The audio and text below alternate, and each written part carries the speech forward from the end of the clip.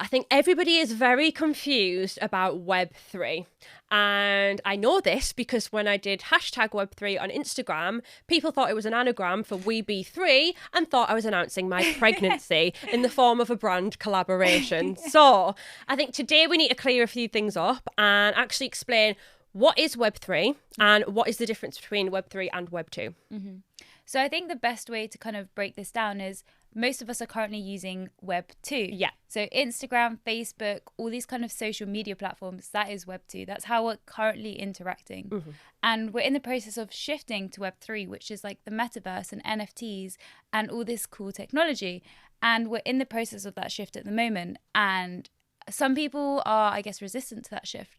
But whether we like it or not, it is coming. And we had the same thing with Web 1 to Web 2. People didn't see it coming. People didn't want to adopt websites and all these crazy things. And you don't see it coming, but it is coming. And I guess the big thing about Web 3 is the decentralization aspect of it. So there's no one center body in charge, which often in Web 2, that tends to be the common theme. And I mean, I'd like you to touch more on the content side of things.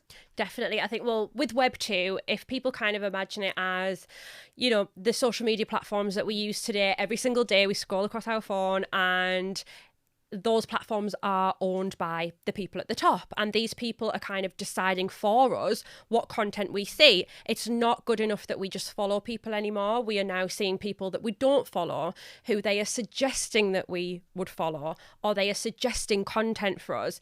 We kind of don't have any control. And also when we're putting out content onto these platforms, we actually don't have any control over it. And also we can't really monetize it to the best of our abilities.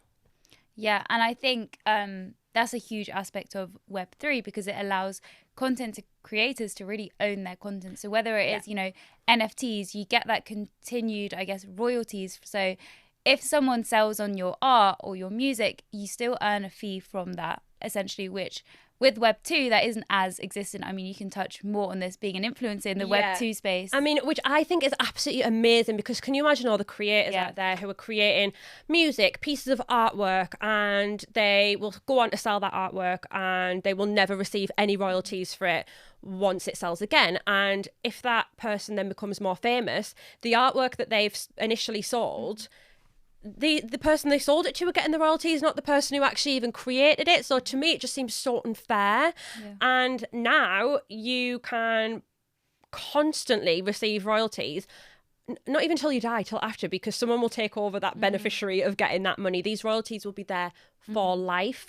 And I think that is a beautiful thing for creators, because how many times do you hear the phrase like the starving artists, like the people who can't afford to do the jobs that they want to do and be creative because they have to find jobs that are actually going to feed their families. So I think this just gives so much more freedom, and I'm really excited for the people who are into creativity and in the creating space. Yeah, and I think it also gives power back to the everyday person.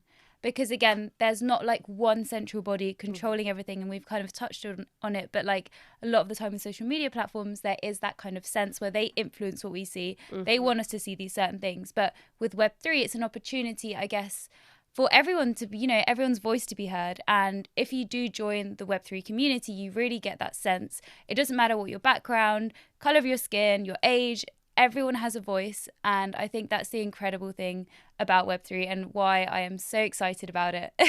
I just think it's incredible. And anyone who's getting into this space, if you are a creator and you are an artist and you were feeling like, you know, your producer's the one making all of the money and they're the ones getting the royalties, and if you actually feel quite hard done by the position that you're in, then Web3 is going to be the thing for you. So I'm so excited to see how many people can actually be onboarded into this space and to be making their bloody millions that they deserve. I know. And if you take anything from this video, it is just do some research. Start with the basics. Don't get put off. It is a lot. But if you just start with the core principles, okay, what is Web3? What are NFTs? What is blockchain? All these different aspects, and then just kind of dip your toes in a little bit. Don't get disheartened. It is a very complicated topic, but just make sure to try and educate yourself on this transition because, like I said, it's happening whether we like it or not. And it's better to be at the forefront of it. 100%. And I think Angel Alliance have got a lot of articles that are explaining pretty much everything that you could possibly need to know. So if you are feeling a little bit lost, head over to there and you will probably find your answer.